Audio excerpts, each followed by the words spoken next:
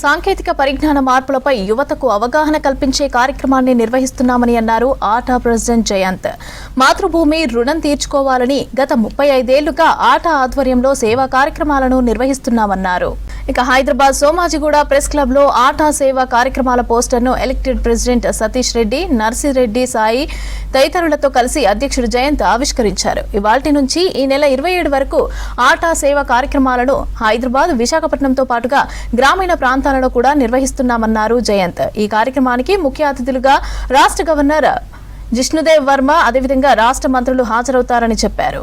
Association అమెరికాలో అతి ప్రాచీనమైన తెలుగు సంస్థ 35 సంవత్సరాలు పూర్తి చేసుకొని అమెరికాలో ఉన్న తెలుగు వారికి సేవలు అందిస్తుంది.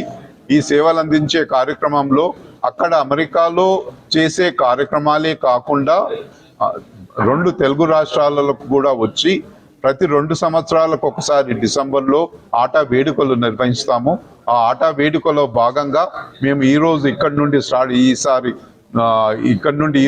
స్టార్ట్ చేసి 27th వరకు ప్రోగ్రామ్స్ చేస్తున్నాము.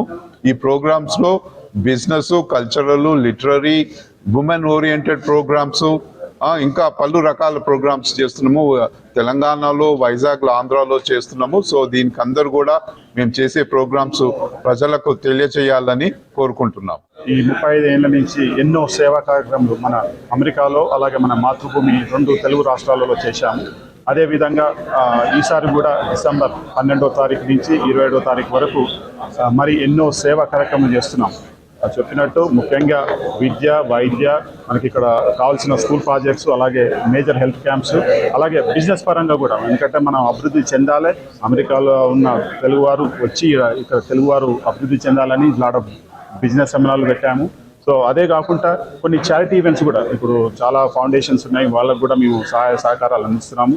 సో ఈ రోజు 12వ తారీఖు ఈ ప్రెస్ క్లబ్లో మొదలుపెట్టి 27వ తారీఖు రవీంద్రబాద్లో ముగిస్తాము.